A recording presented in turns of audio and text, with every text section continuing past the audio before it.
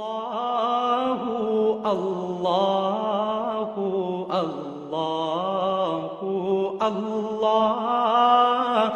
الله الله الله الله. الحمد لله رب العالمين والعاقبة للمتقين والصلاة والسلام على خير خلقه محمد وآله وأصحابه أجمعين. أما بعد فأعوذ بالله من الشيطان الرجيم. بسم الله الرحمن الرحيم. يعتذرون إليكم إذا رجعتم إليهم قل لا تعتذروا لن نؤمن لكم قد نبأنا الله من أخباركم وسيرى الله عملكم ورسوله ثم تردون إلى عالم الغيب والشهادة فينبئكم بما كنتم تعملون. سيحلفون بالله لكم إذا انقلبتم إليهم لتعرضوا عنهم فأعرضوا عنهم إنهم رجس ومأواهم جهنم جزاء بما كانوا يكسبون. يحلفون لكم لترضوا عنهم فإن ترضوا عنهم فإن الله لا يرضى عن القوم الفاسقين. الأعراب أشد كفرا ونفاقا وأجدر ألا يعلموا حدود ما أنزل الله على رسوله والله عليم حكيم. ومن الأعراب من يتخذ ما ينفق مغرما ويتربص بكم الدوائر عليهم دائرة السوء واللہ سمیع علیم. صدق اللہ العظیم. 11ویں پارے کی ابتدائی آیات تلاوت کی گئی ہیں اور آج آپ کے سامنے 11ویں پارے کے مضامین کا خلاصہ نشر کیا جائے گا اور بیان کیا جائے گا. سورۃ التوبہ کے مضامین چل رہے تھے اور 11ویں پارے کا آغاز سورۃ التوبہ کی آیت مبارکہ نمبر 94 سے ہو رہا ہے. آیت مبارکہ نمبر 94 گویا 11ویں پارے کی پہلی آیت مبارکہ ہے. یہ بات 10ویں پارے کے مضامین کو بیان کرتے وقت عرض کی گئی تھی کہ 10ویں پارے کے آخری آیات اور آخری حصے کے اندر حق تعالی جل شانہ غزوہ تبوک کا ذکر فرما رہے ہیں اور غزوہ تبوک کی مناسبت سے غار ثور کا واقعہ بھی بیان کیا گیا. غزوہ تبوک اصل میں اس کو یوں سمجھ لیجئے کہ سن 9 ہجری میں رجب کے مہینے میں واقع ہونے والا یہ غزوہ تھا اور یہ بات معلوم ہے کہ ہرقل اس زمانے میں شام کا سربراہ اور شام کا بادشاہ تھا. ہرقل نے شام اور سعودی عرب یعنی عرب ممالک کے جو سرحدی علاقہ تھا تبوک، اس کے اندر ایک باقاعدہ فوج جمع کر لی تھی جس میں 40,000 فوجی جو تھے وہ شامل تھے اور 40,000 کا ایک لشکر مسلمانوں کے مقابلے کے لیے عرب کی سرحد کے اوپر تیار موجود تھا. اور یہاں یہ بات بھی اہم ہے اور ضروری ہے اور قابل غور ہے کہ یہ باقاعدہ فوج تھی، یعنی تربیت یافتہ فوج تھی. اب تک مسلمانوں کی جو جنگیں ہو رہی تھیں وہ مکے والوں سے ہو رہی تھی یا طائف والوں سے ہوئیں، حنین والوں سے ہوئیں، لیکن یہ جو مقابلہ تھا شام کی فوج سے، یہ باقاعدہ فوج سے مقابلہ تھا. ایک تربیت یافتہ فوج تھی، تنخواہ لینے والی فوج تھی، اس فوج سے یہ مقابلہ تھا. پھر یہ کہ اب تک جو لڑائیاں ہوئی ہیں ان کے لیے کوئی لمبا سفر نہیں کرنا پڑا. مدینے سے زیادہ مکہ آ گئے، طائف اور حنین آ گئے. یہ کوئی بہت لمبا سفر نہیں تھا، لیکن تبوک کا جو مقام تھا یہ ظاہر ہے کہ مدینہ منورہ سے بہت فاصلے پر تھا. مدینہ منورہ سے اس کا فاصلہ 1200-1300 کلومیٹر تقریباً بنتا ہے آج کل کی اصطلاح کے مطابق. تو ایک لمبا فاصلہ تھا، شدید گرمی کا موسم تھا اور اس شدید گرمی کے اندر اتنا لمبا فاصلہ طے کر کے شام کی سرحد تک جانا تھا. ظاہر ہے کہ یہ سارے ایسے معاملات تھے کہ جو مسلمانوں کے لیے ایک بڑے چیلنجنگ تھے اور مسلمانوں کے لیے بڑے چیلنجنگ معاملات تھے کہ سواری کے بغیر نہیں جا سکتے، سواری سب کے پاس مہیا نہیں ہے، کس طرح جائیں گے، اتنا لمبا سفر کس طریقے سے کریں گے، اتنی شدید گرمی کیسے برداشت کریں گے. چنانچہ یہ ایک ابتلاء اور آزمائش کا معاملہ تھا اور اس ابتلاء اور آزمائش کے معاملے میں چند طرح کے لوگ اور قسم قسم کے لوگ سامنے آئے۔ ایک جماعت تو وہ تھی صحابہ کی کہ جو بڑے ہی جذبے کے ساتھ، بڑی ہی شجاعت و بہادری کے ساتھ اس میں چلنے کے لیے تیار تھے۔ جو لوگ جامع درہم سخنے جو ہے جانا چاہتے تھے وہ گئے۔ جن لوگوں نے مالی امداد کرنا چاہی وہ عملاً حصہ بھی لیا اور مالی امداد بھی کی۔ چنانچہ حضرت ابوبکر صدیق رضی اللہ تعالیٰ عنہ نے اپنا کل مال لا کر رسول اللہ صلی اللہ علیہ وسلم کے سامنے ڈھیر کر دیا، اور یہ مال 4000 درہم تھا۔ حضرت عثمان غنی رضی اللہ تعالیٰ عنہ نے 300 اونٹ مع ساز و سامان کے، 300 اونٹ مع ساز و سامان کے اور 1000 دینار رسول اللہ صلی اللہ علیہ وسلم کو پیش کیے۔ حضرت عثمان غنی رضی اللہ تعالیٰ عنہ کی اس فیاضانہ پیشکش پر رسول اللہ صلی اللہ علیہ وسلم بہت خوش ہوئے، اور وہ جو دراہم و دنانیر تھے ہاتھوں میں اس طرح سے خوشی سے لوٹ پلٹ کر رہے تھے کہ حضرت عثمان غنی کی فیاضی پر دوسرے صحابہ بھی رشک کر رہے تھے۔ حضرت عبد الرحمن ابن عوف نے چاندی اور کھجوروں سے مدد کی، یعنی جس کے پاس جو کچھ تھا اور جو کر سکتا تھا وہ اس نے کیا۔ ایک گروہ تو وہ ان لوگوں کا تھا کہ جو چلنے کے لیے بھی تیار تھا، لڑنے کے لیے بھی تیار تھا، اور جس نے مالی اعتبار سے بھی رسول اللہ صلی اللہ علیہ وسلم کی اور صحابہ کی مدد کی۔ ایک گروہ وہ تھا کہ جنہوں نے پہلے ہی حیلے اور بہانے تراشنے شروع کر دیے اور کہا، دوسروں کو بھی کہنا شروع کر دیا کہ لا تنفروا فی الحر، اتنی گرمی ہے، اتنا لمبا سفر کیسے کرو گے؟ یہ بہت بڑی فوج ہے، بہت بڑا لشکر ہے، بہت تربیت یافتہ فوج ہے، تم اس سے مقابلہ نہیں کر سکتے، تم گوریلا قسم کی جنگوں کے عادی ہو، ایک غیر تربیت یافتہ لشکر سے لڑنے کے عادی ہو، اس طرح کی باقاعدہ تربیت یافتہ فوج سے لڑنے کے عادی نہیں ہو۔ اس طرح کی باتیں کی۔ ایک گروہ ان لوگوں کا ہوا۔ ایک گروہ ان لوگوں کا ہوا کہ جو صاف طور پر انکار تو نہیں کر رہے، لیکن اس طرح کے بہانے بنا رہے ہیں کہ جی ہماری طبیعت خراب ہے، ہماری کھجور پک رہی ہے، ہمارا فلاں ہے، ہمارا فلاں ہے، اس طرح کی حیلہ سازیاں کر رہے ہیں۔ چنانچہ ان تینوں گروہوں کو حق تعالی جل شانہ نے 10ویں پارے کے آخری آیات کے اندر بیان کیا، اور اسی میں سے ایک گروہ کی بات شروع ہو رہی ہے 11ویں پارے کے آغاز میں کہ یعتذرون الیکم اذا رجعتم الیہم قل لا تعتذروا لن نؤمن لکم قد نبأنا اللہ من اخبارکم، کہ کچھ لوگ وہ ہیں کہ جب آپ واپس آ جائیں گے، غزوہ تبوک سے فارغ ہو کر جب آپ واپس آئیں گے تو پھر آپ کے سامنے بہانے بنا رہے ہوں گے، ہم چلنا چاہتے تھے، ہمارا ارادہ تھا چلنے کا، لیکن یہ مسئلہ ہو گیا، یہ مشکل پیش آ گئی، یہ بہانہ، یہ ہیلہ، اس طرح کے بہانہ سازیاں آ کر آپ کے سامنے کریں گے اور آپ کے سامنے معذرتیں پیش کرنے کی کوشش کریں گے۔ تو آپ ان سے کہہ دیجئے لا تعتذروا، اب آ کے معذرت کرنے کی کوئی ضرورت نہیں ہے، اب بہانے بنانے کی کوئی ضرورت نہیں ہے۔ لن نؤمن لکم، ہمیں تمہاری باتوں کا ہرگز یقین نہیں آئے گا، ہم تمہاری باتیں ماننے والے ہرگز نہیں ہیں۔ قد نبأنا اللہ من اخبارکم، اللہ تعالیٰ نے ہمیں تمہاری خبروں سے آگاہ کر دیا ہے، اللہ تعالیٰ نے ہمیں تمہارے متعلق سب کچھ بتلا دیا ہے کہ تمہارے حقیقت کیا ہے، تمہارے ان حیلوں اور بہانوں کے پیچھے اصل نظریہ کیا ہے، اصل ارادہ اور عزم کیا ہے، وہ ساری بات ہمیں اللہ تعالیٰ نے بتلا دی ہے۔ لہذا اب ہمارے سامنے اس طرح کی باتیں کرنے کی ضرورت نہیں۔ یہ لوگ قسمیں کھائیں گے، یحلفون لکم لترضوا عنہم، اس لیے قسمیں کھائیں گے کہ تاکہ آپ ان سے ناراض نہ رہیں اور راضی ہو جائیں۔ یہ جس ناراضگی کا آپ اظہار کر رہے ہیں کہ بس اب چھوڑو، کوئی معذرتیں کرنے کی ضرورت نہیں ہے، یہ ناراضگی دور ہو جائے، حق تعالی جل شانہ ان کو بیان کرنے کے بعد ان مؤمنین کو بیان کر رہا ہے کہ جو اس سلسلے میں بڑی سبقت لے جانے والے ہیں، ان معاملات میں بڑی سبقت لے جانے والے ہیں۔ فرمایا والسابقون الاولون من المہاجرین والانصار والذین اتبعوہم باحسان رضی اللہ عنہم ورضوا عنہ، اور وہ سابقین اولین، وہ مسلمان کہ جو ایمان لانے میں بھی سبقت لے جانے والے ہیں، دیانتداری، شجاعت و بہادری کے اظہار میں بھی سبقت لے جانے والے ہیں، جو فیاضی کا مظاہرہ کرنے میں بھی، اپنی اسکل اور مہارت کا مظاہرہ کرنے میں بھی اسلام کے لیے سبقت لے جانے والے ہیں، چاہے وہ مہاجرین ہیں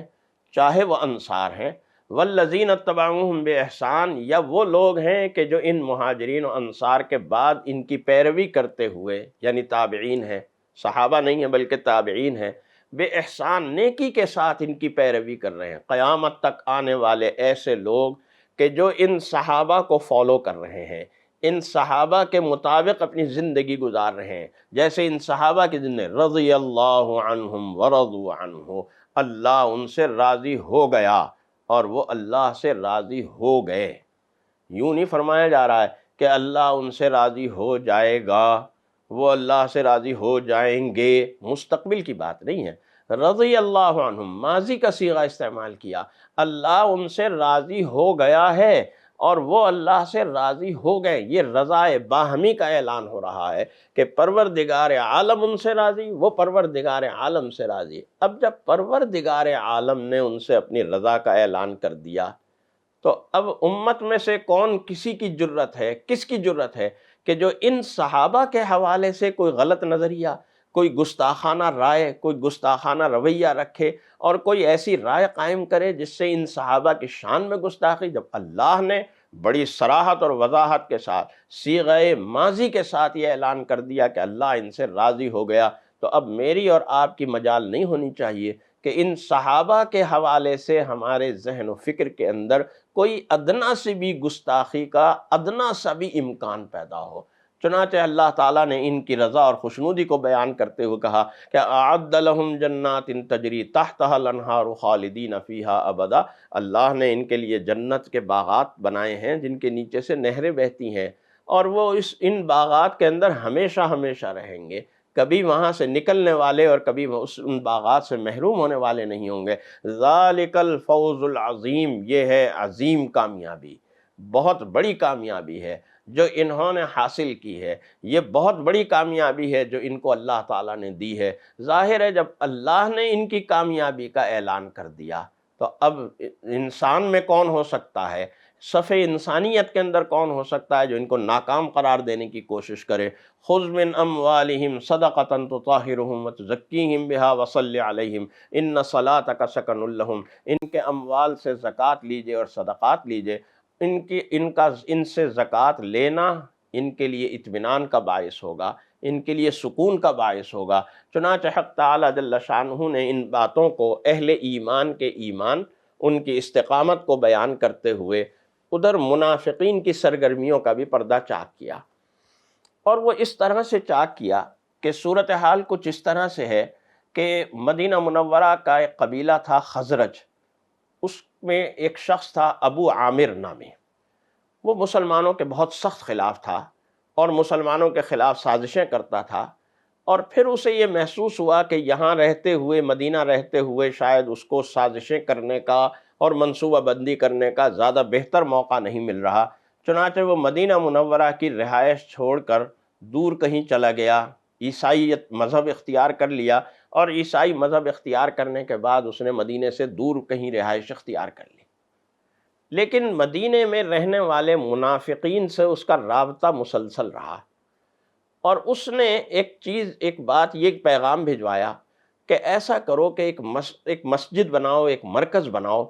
وہ ایسا مرکز ہو کہ اس میں اسلحہ بھی ہو، اس میں ساز و سامان بھی ہو، اس میں ہم بیٹھ کے میٹنگز بھی کیا کریں، مشورے بھی کیا کریں، اور مسلمانوں کو نقصان پہنچانے اور مسلمانوں کے دشمنوں کی مدد کرنے کے لیے ایک اس طرح کا مرکز ہونا چاہیے۔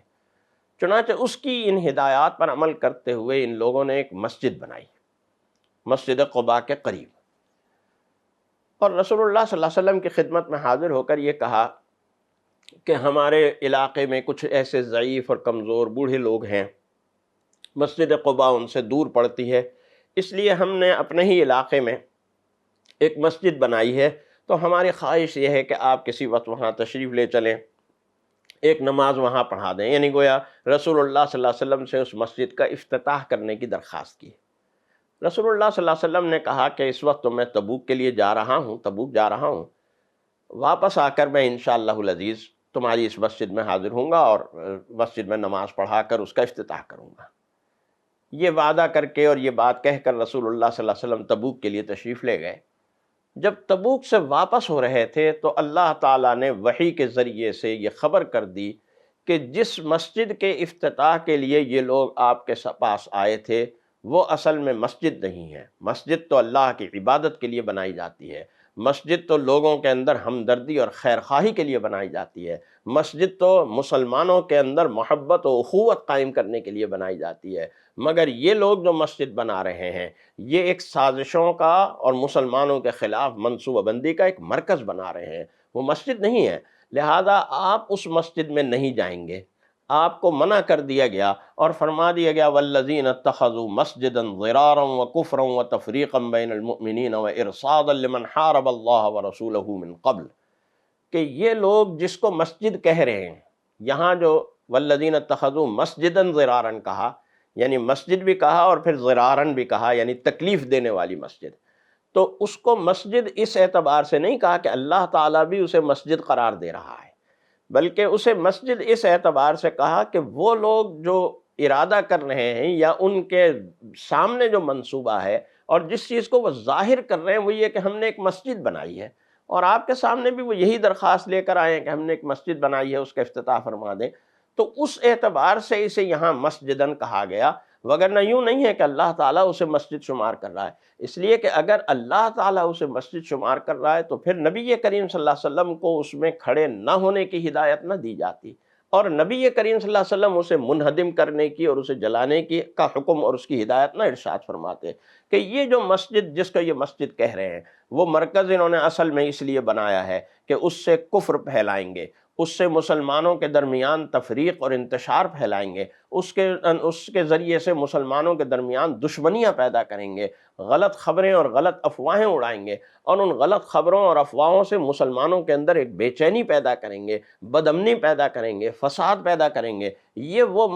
وہ مرکز ہے جو انہوں نے بنایا ہے، لا تقم فیہ ابدا، آپ اس مسجد میں کبھی جا کر نماز نہیں پڑھیں گے، اس میں قیام نہیں فرمائیں گے۔ چنانچہ رسول اللہ صلی اللہ علیہ وسلم مدینہ منورہ واپس آئے اور صحابہ کی ایک جماعت کو آپ نے بھیجا اور کہا کہ اس عمارت کو منہدم کر دو، صحابہ کرام وہاں گئے، اس عمارت کو منہدم کر کے اور جتنا ملبہ تھا اس ملبے کو آگ لگا دی، وہ جل کر خاکستر ہو گئی۔ البتہ لمسجد اسس علی التقوی من اول یوم احق ان تقوم فیہ، وہ مسجد کے جو تقوی کی بنیاد پر بنائی گئی ہے، ہاں وہ اس بات کی حقدار ہے کہ آپ اس میں کھڑے ہوں، آپ اس میں قیام فرمائیں، آپ اس میں عبادت کریں۔ یہ مسجد کون سی ہے جو اسس علی التقوی، تقوی کی بنیاد پر بنائی گئی ہے؟ مفسرین کا خیال یہ ہے کہ اس میں دو مسجدیں داخل ہیں ابتدائی طور پر۔ ایک وہ مسجد کہ جس کو ہم مسجد قباء کہتے ہیں، مسجد قباء جو ہے یا مسجد قباء، یہ مسجد جو ہے یہ اصل میں ایک بستی تھی مدینہ منورہ کے قریب، اور اب تو خیر وہ مدینہ ہی کا حصہ ہو گئی ہے، اب ہم وہاں جاتے ہیں، اب تو ایک نیا ٹریک بنا ہے کہ آپ مسجد نبوی سے پیدل بھی مسجد قباء تک جا سکتے ہیں۔ یہ مسجد اس زمانے میں مدینہ منورہ سے ذرا ہٹ کر تھی، فاصلے پر تھی، اس لیے کہ آپ ذرا تصور کریں اس زمانے کے مدینے کے، تو اس زمانے میں آج کل جو مسجد نبوی ہے نا، وہ مسجد نبوی اس زمانے کے پورے مدینہ شہر سے بڑی ہے، جتنا بڑا اس زمانے میں مدینہ منورہ پورا شہر تھا، آج کی مسجد نبوی اس سے بڑی ہے۔ تو اب آپ اسی سے اندازہ لگا لیجئے کہ مدینے سے وہ کتنے فاصلے پر ہوگی۔ تو مدینے سے کچھ فاصلے پر قباء کے مقام پر آپ نے قیام فرمایا تھا سفر ہجرت کے دوران، 14 روز آپ نے وہاں قیام فرمایا تھا، اور وہاں مسجد بھی بنائی تھی۔ یہ پہلی مسجد تھی جو رسول اللہ صلی اللہ علیہ وسلم نے تعمیر فرمائی تھی۔ لمسجد اسس علی التقوی سے مراد یہ مسجد بھی ہو سکتی ہے کہ جو رسول اللہ صلی اللہ علیہ وسلم نے جس کی سنگ بنیاد رکھی تھی، اور لمسجد اسس علی التقوی سے مراد مسجد نبوی بھی ہو سکتی ہے کہ جو مدینے میں تشریف لا کر آپ نے مدینے میں آ کر سب سے پہلے بنائی تھی۔ اور وہ علی التقوی کیسے ہے کہ جب رسول اللہ صلی اللہ علیہ وسلم کی سواری مدینے میں داخل ہوئی تو ظاہر ہے کہ استقبال کرنے والوں کا ایک ہجوم وہاں موجود تھا، ہر آدمی کی یہ خواہش تھی کہ رسول اللہ صلی اللہ علیہ وسلم میرے گھر قیام کریں، چنانچہ وہ اونٹنی کو اشارہ کر رہے ہیں، ادھر کی طرف کھینچ رہے ہیں، جس کا جدھر گھر آتا ہے، جس کی گلی آتی ہے، وہ کوشش کرتا ہے کہ اونٹنی میری گلی کے اندر داخل ہو جائے۔ تو رسول اللہ صلی اللہ علیہ وسلم کہتے ہیں دعوہا فإنہا مامورۃ، اس کو چھوڑ دو، یہ اللہ کی طرف سے معمور ہے اور یہ خود جائے گی جہاں مجھے ٹھہرنا ہے، جہاں مجھے رکنا ہے۔ چنانچہ یہ اونٹنی جو تھی یہ ایک جگہ گئی اور ایک جگہ پر جا کر بیٹھی اور فوراً اٹھ گئی۔ اس جگہ پر رسول اللہ صلی اللہ علیہ وسلم نے مسجد نبوی تعمیر فرمائی۔ اس کے بعد یہ اونٹنی دوبارہ اٹھی اور چل پڑی اور وہاں پہنچی جس گھر میں رسول اللہ صلی اللہ علیہ وسلم کو قیام فرمانا تھا۔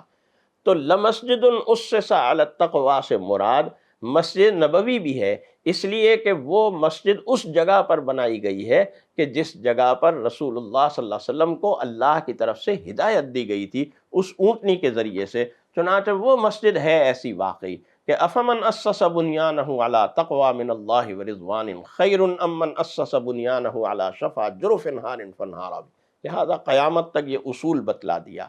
کہ مسجد بننی چاہیے تو تقوی کی بنیاد پر بننی چاہیے۔ مسجد ریاکاری اور نمود و نمائش کی نیت سے نہیں بننی چاہیے۔ مسجد مسلمانوں میں تفریق اور انتشار پیدا کرنے کے لیے نہیں بننی چاہیے۔ مسجد اعلاء کلمت اللہ، اللہ کے دین کی اشاعت کے لیے بننی چاہیے۔ مسجد مسلمانوں کی ہمدردی اور خیر خواہی کے لیے بننی چاہیے۔ مسجد مسلمانوں کے لیے اتحاد و اتفاق کے ایک مرکز کے لیے بننی چاہیے۔ یہ ساری چیزیں ہیں کہ جو مسجد کے لیے اور مسجد کی تعمیر کے لیے ضروری ہیں۔ قیامت تک مسجد انہی باتوں اور انہی بنیادوں پر قائم ہونی چاہیے۔ اس بات کو بیان کرتے ہوئے حق تعالی جل شانہ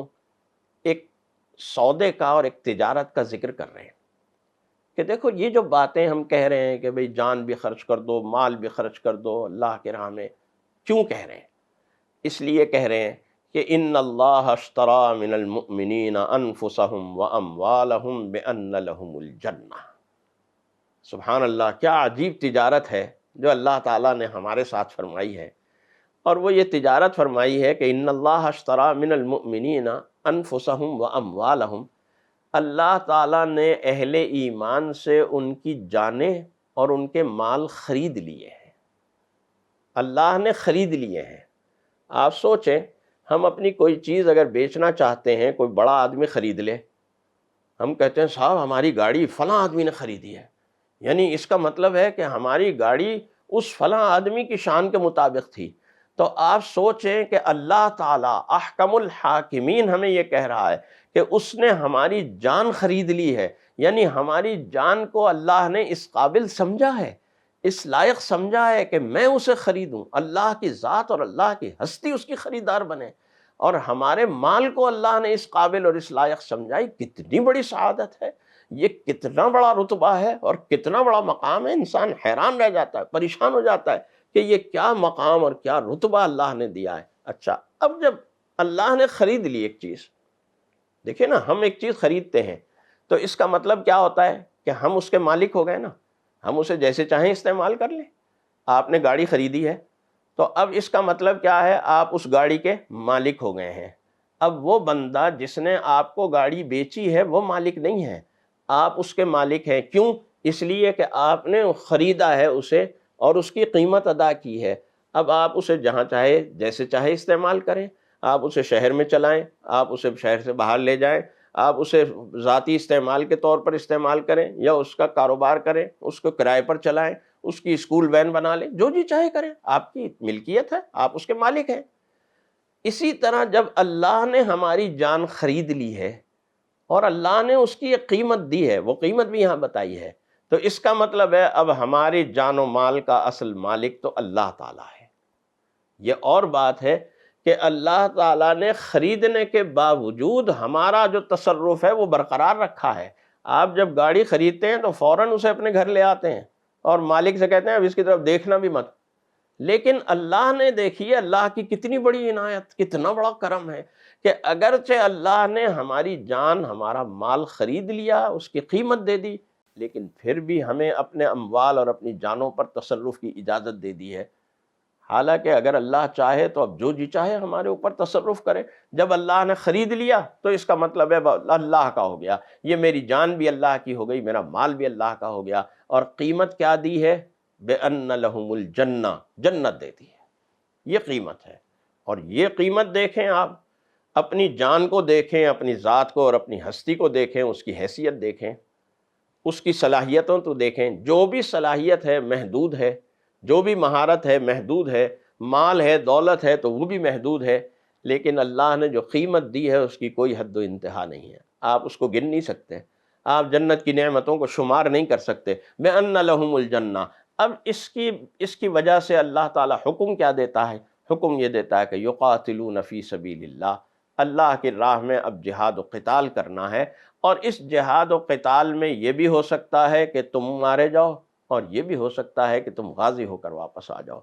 تم غازی ہو کر واپس آؤ یا تم اللہ کی راہ میں مارے جاؤ، دونوں صورتوں میں اللہ کی طرف سے اجر عظیم تمہارے لیے اللہ تعالیٰ نے تیار رکھا ہے۔ یہ ایک معاہدہ ہے، ایک پیکٹ ہے جو اللہ سے ہو گیا ہے، ایک معاہدہ ہو گیا ہے اللہ سے۔ اب اس معاہدے کے اوپر تمہیں عمل درآمد کرنا ہے اور اس معاہدے کے مطابق چلنا ہے۔ چنانچہ اسی ضمن میں غزوہ تبوک کے ذکر کو آگے بڑھایا جا رہا ہے، اور بطور خاص ان 3 حضرات کا ذکر ہو رہا ہے کہ جو 3 حضرات غزوہ تبوک سے پیچھے رہ گئے تھے، اور ان کے پیچھے رہ جانے میں اصل میں کوئی ایسا ارادہ یا کوئی ایسا فساد نہیں تھا، بلکہ ان کے ذہن میں یہ تھا، ایک صحابی تو اس طرح سے تھے کہ انہوں نے 2 اونٹنیاں خریدی ہوئی تھیں اسی مقصد کے لیے، وہ بیمار ہو گئیں،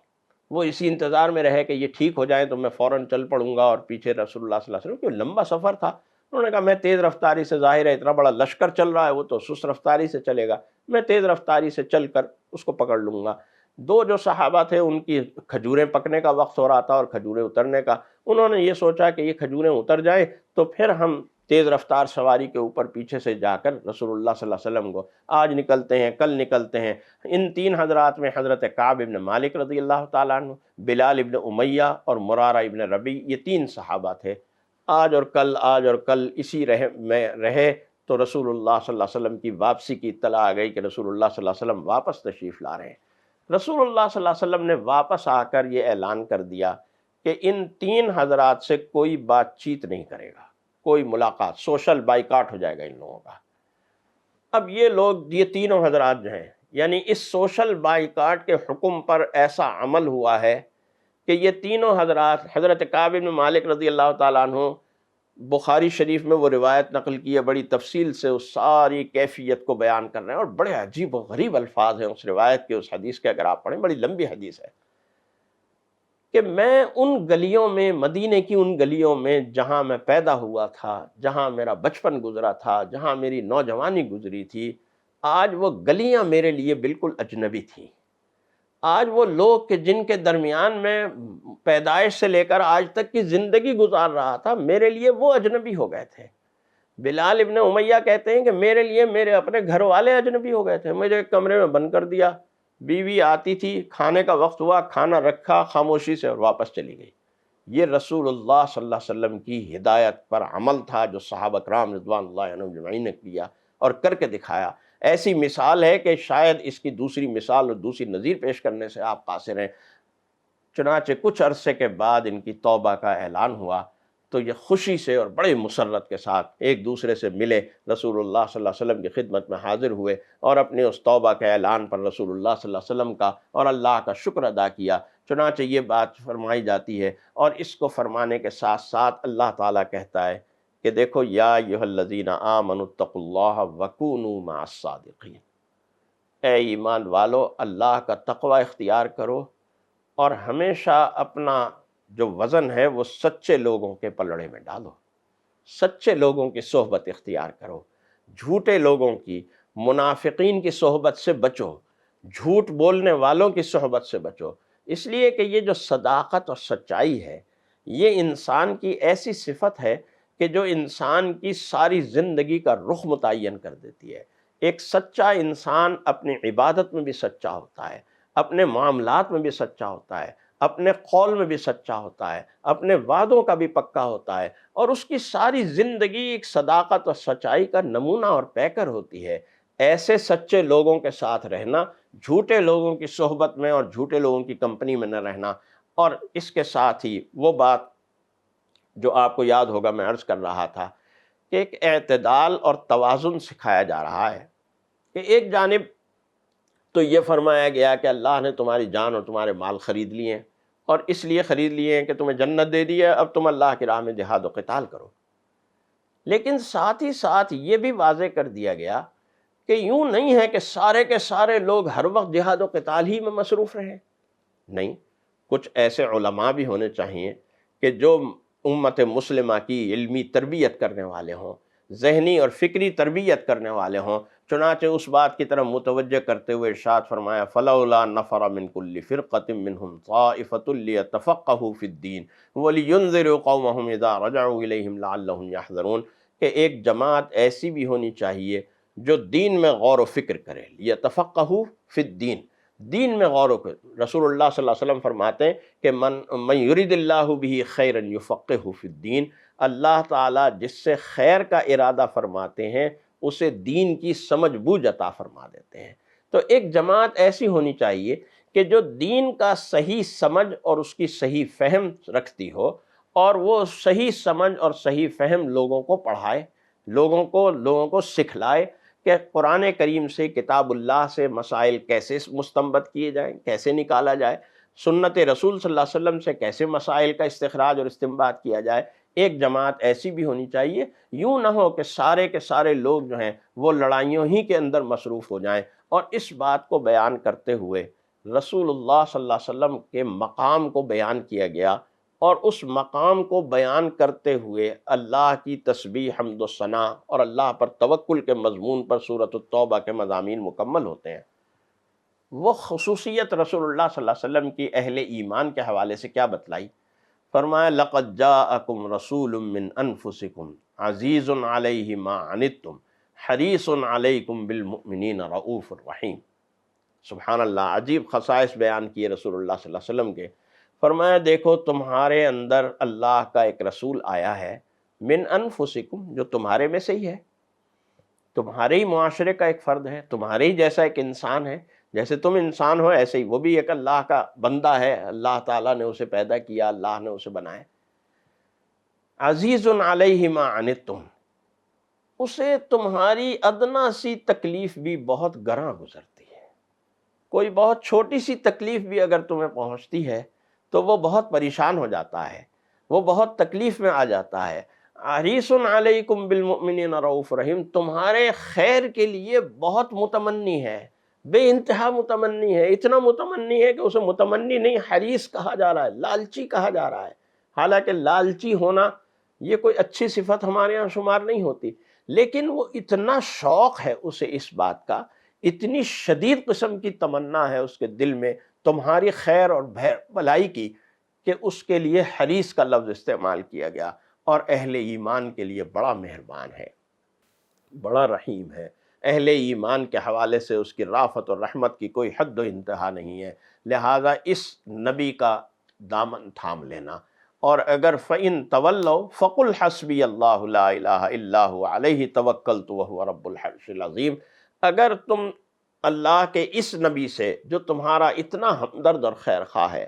اگر تم اس سے بھی بے توجہی کا ارتکاب کرتے ہو تو پھر آپ کہہ دیجئے کہ میرے لیے میرا اللہ کافی ہے، حسبی اللہ، میرے لیے میرا اللہ کافی ہے، لا الہ الا ہو، اس کے سوا کوئی معبود نہیں ہے، علیہ توکلت، میں اس پر بھروسہ کرتا ہوں، وہو رب العرش العظیم، وہی پروردگار ہے عرش عظیم کا۔ یہ آیت مبارکہ حسبی اللہ لا الہ الا ہو علیہ توکلت وہو رب العرش العظیم بڑی خوبصورت آیت ہے۔ مسلمان کسی پریشانی کے اندر مبتلا ہو، کسی مرض اور بیماری کے اندر مبتلا ہو، کوئی مالی بحران ہو، وہ اس آیت کا ورد کرے، اللہ تعالیٰ اس کی ان خواہشات کو، اس کی ان مشکلات کو آسان کرے گا، اللہ تعالیٰ اسے ان مشکلات سے نجات دلائے گا اور آسانی پیدا فرمائے گا۔ ان مضامین کے ساتھ سورۃ التوبہ کے مضامین ختم ہوتے ہیں، سورہ یونس کا آغاز ہوتا ہے۔ سورہ یونس بھی مکی سورہ مبارکہ ہے، اس میں 109 آیات ہیں اور 11 رکوع ہیں، اور 11ویں پارے کے آخر تک یہ سورہ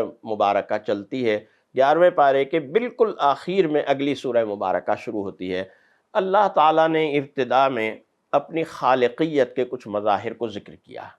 اور خالقیت کے ان مظاہر میں جو بات سب سے زیادہ اہمیت کے ساتھ ارشاد فرمائی، جس کا پہلے بھی ذکر آیا تھا، وہ یہ فرمائی کہ ان ربکم اللہ الذی خلق السماوات والارض فی 6 ایام ثم استوى علی العرش یدبر الامر ما من شفیع الا من بعد اذنہ ذالکم اللہ ربکم فاعبدوہ افلا تذکرون۔ سورہ یونس کی ابتدائی 70 آیات، یعنی 1 سے لے کر 70 تک، ان آیات میں حق تعالی جل شانہ اپنی قدرت اور خالقیت کے مظاہر کو بیان فرما رہا ہے، اور ان قدرت و خالقیت کے مظاہر کو بیان کرتے ہوئے اللہ تعالیٰ ایک بات ارشاد فرما رہا ہے کہ اللہ نے یہ زمین اور یہ آسمان، سماوات اور زمین، 7 آسمان اور 1 زمین 6 دن کی مدت کے اندر پیدا فرمائے۔ ثم استوى علی العرش، پھر عرش پر مستوی ہو گیا۔ یہ 6 دن کی مدت کیا ہے؟ اس میں 2 سوال پیدا ہوتے ہیں۔ ایک سوال تو یہ پیدا ہوتا ہے کہ اللہ تعالیٰ نے زمین و آسمان کی تخلیق میں 6 دن کیوں صرف کیے، جبکہ اللہ تعالیٰ کن کہتا اور فیکون وہ چیز ہو جاتی؟ یہ کیوں ہوا؟ دوسرے یہ کہ اس میں ترتیب کیا ہے 6 دن کی؟ تو اس وقت میں، جیسے میں نے پہلے بھی عرض کیا تھا، آپ کو یاد ہوگا کہ یہی آیت مبارکہ 6 دن کی تخلیق کی پہلے بھی آئی تھی، اور میں نے عرض کیا تھا کہ اس کی حکمت اور اس کی بات میں آئندہ کسی موقع پر عرض کروں گا۔ یہاں صرف ترتیب کو سمجھ لیجئے، اور وہ ترتیب ہے امام مسلم رحمۃ اللہ علیہ نے ایک حدیث مبارکہ نقل کی نبی کریم صلی اللہ علیہ وسلم کی، جس میں آپ نے بتلایا کہ 6 دن کی ترتیب کیا ہے۔ وہ 6 دن کی ترتیب اس طرح سے ہے کہ اللہ تعالیٰ نے ہفتے کو زمین پیدا کی، اتوار کو اس پر پہاڑ پیدا کیے، پیر کے دن اس پر درخت پیدا کیے گئے، منگل کے دن اشیاء استعمال، لوہا، تانبا، یہ چیزیں جو ہیں یہ پیدا کی اللہ تعالیٰ نے، بدھ کے دن اللہ نے روشنی پیدا کی، جمعرات کے دن اللہ نے جانور حیوانات کو پیدا کیا، اور پھر جمعہ، یہ 6 دن کی تقسیم ہو گئی۔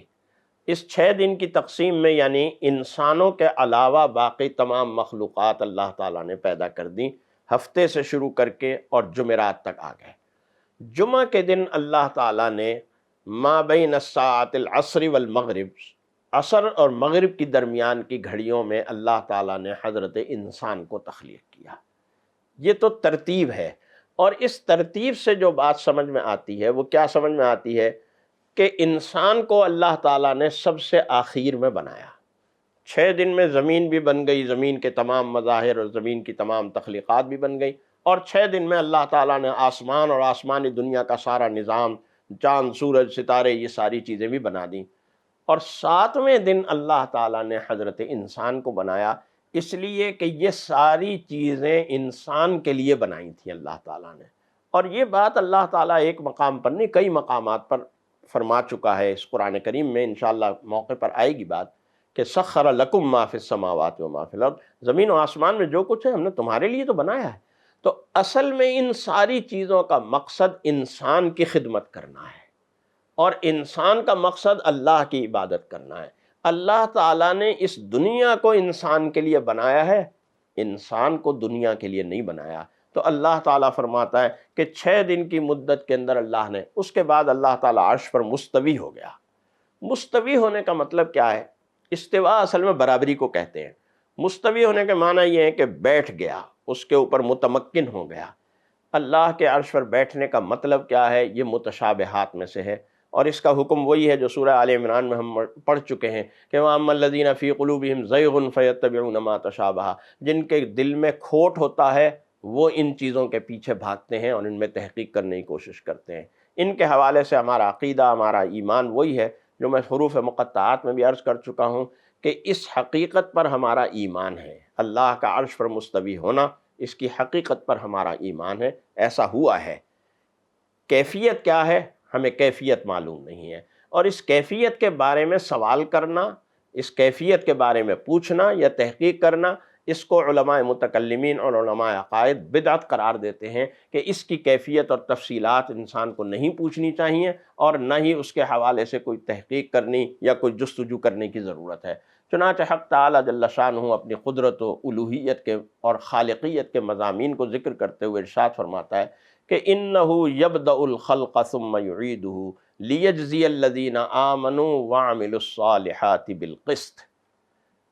وہ ہستی اور ذات ہے کہ جو ابتداً ہر چیز کو تخلیق کرتا ہے۔ دیکھیے، ایک اللہ کی تخلیق ہوتی ہے اور ایک بندے کی ایجاد ہوتی ہے۔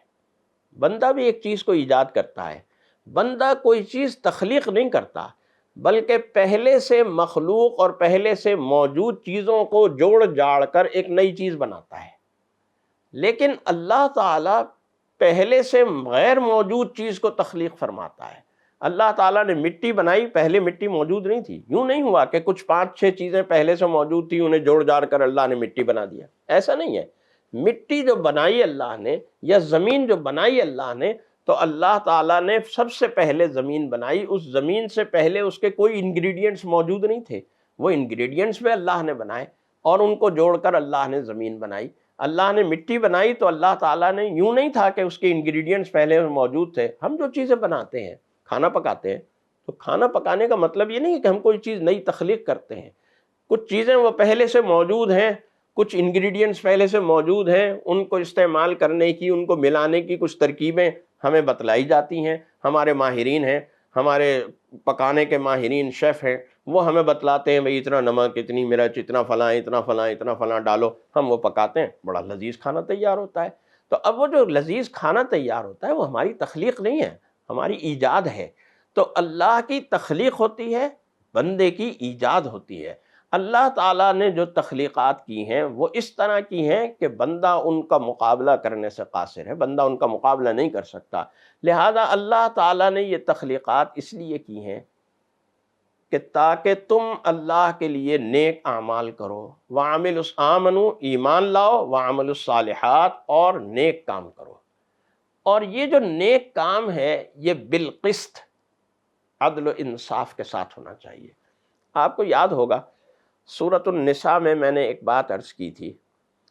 اور وہاں یہ بات عرض کی تھی کہ اللہ تعالیٰ نے انصاف کے لیے 2 الفاظ استعمال کیے ہیں، ایک قسط کا لفظ اور ایک عدل کا لفظ۔ قسط کا لفظ ہوتا ہے عمومی منصفانہ رویے، یعنی اس کے لیے ضروری نہیں ہے کہ کوئی جھگڑا، کوئی لڑائی، کوئی فریقین آپ کے سامنے ہوں جبھی آپ اس منصفانہ مزاج کا مظاہرہ کریں۔ عمومی منصفانہ، جو جس کا حق ہے وہ اس کو دینا، یہ قسط ہے۔ اور عدل اس صورت میں ہوتا ہے جب انسان کے سامنے کوئی جھگڑا آیا ہے، کوئی فریقین کوئی لڑائی جھگڑا، کوئی اختلاف لے کر آئے، وہاں جو فیصلہ ہوتا ہے وہ عدل کہلاتا ہے۔ تو اللہ تعالیٰ کے لیے قسط کا یعنی ایک منصفانہ رویہ تمہارے ذہنوں میں ہونا چاہیے، کسی کی تحقیر نہ کرنا، جس کا جو حق ہے وہ دے دینا، جس کے حوالے سے جو ذمہ داری تمہارے اوپر عائد ہوتی ہے اس ذمہ داری کو ادا کرنا۔ وَهُوَ الَّذِي جَعَلَ الشَّمْسَ ضِيَاءً وَالْقَمَرَ نُورًا، اللہ تعالیٰ نے روشنی کا سرچشمہ سورج کو بنایا اور چاند کو نور بنایا۔ سورج کو اللہ نے ضیاء کہا اس لیے کہ سورج اپنی روشنی خود پیدا کرتا ہے، چاند کو نور کہا اس لیے کہ وہ اپنی روشنی خود نہیں پیدا کرتا، وہ سورج سے روشنی لیتا ہے۔ جو سورج سے روشنی لیتا ہے وہ نور ہوتا ہے، یا کہیں اور سے روشنی لے کر روشن ہوتا ہے وہ نور ہوتا ہے، اور جو از خود روشن ہوتا ہے، جو روشنی خود پیدا کرتا ہے وہ ضیاء ہوتا ہے، اس کو سورج کو کہا گیا۔ اور یہ بات بھی ارشاد فرمائی گئی کہ ان الذین آمنوا وعملوا الصالحات یہدیہم ربہم بایمانہم تجری من تحتہم الانہار فی جنات النعیم دعواہم فیہا سبحانک اللہم وتحیتہم فیہا سلام، کہ جو لوگ ایمان اور عمل صالح کی زندگی گزاریں گے اللہ تعالیٰ انہیں جنت کے باغات میں پہنچائے گا، اور وہ جنت کے باغات میں جب جائیں گے تو اللہ کی طرف سے مبارکباد کے پیغام وصول کر رہے ہوں گے، تحیت، مبارکباد کے پیغام وصول کر رہے ہوں گے، سلامتی کے پیغام، سلام قولا من رب الرحیم، اللہ کی طرف سے سلام آ رہا ہوگا، اہل جنت بڑا اطمینان ہوگا، بڑا سکون ہوگا۔ وآخر دعواہم ان الحمد للہ رب العالمین، اور وہ بھی جب جنت اور اس کی نعمتوں کو دیکھیں گے، وہاں کے اطمینان و سکون کو دیکھیں گے، وہاں کے اعزاز و اکرام کو دیکھیں گے تو اللہ کی حمد و ثنا کریں گے، اللہ کا شکر ادا کریں گے۔ لہذا انہی باتوں کو بیان کرتے ہوئے حق تعالیٰ جل شانہ اپنی قدرت و خالقیت کے مختلف مناظر کو بیان فرما رہا ہے، اور یہ بات بتلا رہا ہے کہ دیکھو اللہ تعالیٰ اتنا قادر ہے کہ بہت ساری قومیں، بڑی مضبوط اور توانا قومیں اللہ نے ہلاک کر دیں اپنے حکم سے، اور ان کی جگہ دوسروں کو ان کا خلیفہ، ان کا نائب بنا دیا۔ جو لوگ بھی اللہ کی نافرمانی اور سرکشی کا طریقہ اختیار کریں گے اسی طرح ہلاکت سے کا دوچار ہوتے رہیں گے، ہلاکت سے، اور اللہ تعالیٰ ان کی جگہ ان کو ختم کر کے اپنے کلمے کی سربلندی، اپنے دین کی اشاعت کے لیے دوسروں کو منتخب کرے گا اور پیدا فرما دے گا۔ یہ اللہ کے لیے کوئی مسئلہ نہیں ہے۔ لہذا دیکھو اللہ نے یہ اتنی بڑی دنیا اور اتنی بڑی کائنات بنائی ہے، لیکن تمہارا تعلق اللہ سے ہونا چاہیے۔ تم اس دنیا کو اپنا محبوب یا اس دنیا کو اپنا مقصود زندگی نہ بنانا، ہمیشہ یہ بات یاد رکھنا کہ انما مثل الحیات الدنیا کماء انزلناہ من السماء فاختلط به نبات الارض مما یاکل الناس والانعام، یہ دنیا جو ہے نا یہ اس طرح کی ہے کہ جیسے ایک مٹی ہے، اس مٹی میں آپ پانی ڈالتے ہیں اور پانی ڈال کر اس میں کوئی دانہ بو دیتے ہیں، یا دانہ بونے کے بعد اس میں پانی ڈال دیتے ہیں، پودا نکل آتا ہے، وہ پودا آپ بھی کھاتے ہیں، وہ گندم آپ بھی کھاتے ہیں، چارہ نکل آتا ہے تو اس چارے کو جانور کھاتے ہیں۔ بس یہ دنیا کی زندگی ہے کہ آپ نے کتنی محنت کی، اتنی محنت کے بعد وہ دانہ اگا، اور دانہ اگا تو آپ نے اسے کھا لیا، وہ آپ کے پیٹ میں پہنچ گیا، فنا ہو گیا، ختم ہو گیا۔ تو یہی دنیا کی زندگی ہے کہ انسان اس دنیا کے اندر نیکی کا بیج بوتا ہے، نیک اعمال کرتا ہے، تو نیکی کے پھل اور پھول اس کے زندگی کے اندر آ جاتے ہیں، اور ان نیکی کے پھلوں اور پھولوں سے وہ دنیا میں بھی فائدہ اٹھاتا ہے، اور آخرت میں جو فائدہ اٹھائے گا وہ آخرت کا فائدہ جو ہے وہ انتہائی درجے کا اعلیٰ ہوگا، اس کی کوئی حد و انتہا نہیں ہوگی۔ چنانچہ حق تعالی جل شانہ سورہ یونس کی ان تمام آیات میں اپنی ان خالقیت کے مظاہر کو مختلف انداز اور مختلف اسالیب سے بیان کر رہا ہے، اور آخر میں آ کر سورہ مبارکہ کا بھی آخر ہے اور اس کے بعد پارے کا بھی آخر ہے، ایک نصیحت کی ہے، اور وہ نصیحت کیا ہے؟ فرمایا یا ایھا الناس قد جاءتکم موعظۃ من ربکم وشفاء لما فی الصدور، کہ تمہارے لیے اللہ کی طرف سے ایک پیغام آ گیا ہے، وہ پیغام ایک نصیحت کا پیغام ہے، وہ تمہارے لیے صحت و عافیت کا پیغام ہے۔ ہماری تمام بیماریوں کے لیے جو صحت و عافیت کا پیغام ہے یہ قرآن کریم ہے۔ ہم کسی بیماری سے نجات حاصل کرنا چاہتے ہیں، چاہے وہ بیماری اخلاقی بیماری ہو، جسمانی بیماری ہو، روحانی بیماری ہو، ہمیں ان تمام بیماریوں سے نجات ملے گی اس قرآن کریم سے متعلق ہو کر، اس قرآن کریم سے وابستہ ہو کر۔ یہ قرآن کریم اللہ تعالیٰ نے اپنے فضل و کرم سے ہمیں عطا فرمایا ہے، ایک ایسی کتاب عطا فرمائی ہے جو قیامت تک اسی طرح محفوظ رہے گی۔ یہ اللہ کا ہمارے اوپر بڑا انعام ہے۔ چنانچہ اس ضمن میں اللہ تعالیٰ نے اقوام سابقہ کا ذکر فرمایا، جس میں حضرت نوح علیہ السلام کا ذکر ہوا۔ حضرت نوح علیہ السلام کے اس ذکر میں اللہ تعالیٰ نے یہ بات فرمائی کہ حضرت نوح علیہ السلام نے اپنی قوم کو نصیحت کی، لیکن قوم نے اس نصیحت پر عمل نہیں کیا۔ حضرت نوح علیہ السلام کے ساتھ ساتھ حضرت موسیٰ علیہ السلام کی بات ہوئی کہ حضرت موسیٰ علیہ السلام کے زمانے میں اللہ نے فرعون کو غرق کیا، بڑا طاقتور حکمران تھا، لیکن اس کی کوئی طاقت اس کے کام نہیں آئی، اللہ کے حکم کے سامنے وہ کس طریقے سے غرقاب ہوا۔ چنانچہ حضرت موسیٰ علیہ السلام کے اس واقعے کو بیان کرتے ہوئے حق تعالی جل شانہ اس سورہ مبارکہ کے آخر میں ایک نتیجہ بتلاتے ہیں، اور وہ نتیجہ یہ بتلاتے ہیں کہ دیکھو اگر تم یہ خصوصیات اپنے اندر پیدا کر لو، وہ کیا ہے؟ ان اقم وجہک للدین حنیفا، اپنا چہرہ پوری یکسوئی کے ساتھ دین متین کی جانب موڑ دو۔ اب تمہارا مقصود زندگی یہ دین ہی ہونا چاہیے۔ ولا تکونن من المشرکین، دوسری خصوصیت یہ کہ شرک مت کرنا کبھی۔ تیسری خصوصیت یہ کہ ولا تدع من دون اللہ ما لا ينفعک ولا یضرک، کسی نفع نقصان کے معاملے میں اللہ کے سوا کسی اور کو نہ پکارنا۔ نفع چاہیے تو بھی اللہ ہی کو پکارنا، نقصان سے بچنا ہے تو بھی اللہ ہی کو پکارنا۔ فَإِن فَعَلْتَ فَإِنَّكَ إِذًا مِّنَ الظَّالِمِينَ وَإِن يَمْسَسْكَ اللَّهُ بِضُرٍّ فَلَا كَاشِفَ لَهُ إِلَّا هُوَ، یہ بات یاد رکھنا کہ اگر کوئی مشکل پیش آتی ہے تو اس مشکل سے نجات دلانے والی ہستی اور ذات صرف اور صرف اللہ کی ذات اور اللہ کی ہستی ہے۔ اللہ کے علاوہ اگر اللہ نہ چاہے تو انسان کسی ادنا سے معمولی سی مشکل سے بھی نجات حاصل نہیں کر سکتا، اور اگر اللہ چاہے تو بڑی سے بڑی مشکل سے اللہ تعالیٰ آسانی کے ساتھ نجات عطا فرما دیتا ہے۔ لہٰذا یہ بات یاد رکھنا، اور یہ بات یاد رکھنا کہ یا ایھا الناس قد جاءکم الحق من ربکم، پروردگار عالم کی طرف سے حق تمہارے اوپر آ گیا ہے، اسی کی اتباع کرنا، اسی کی پیروی کرنا۔ ان مضامین کے ساتھ سورہ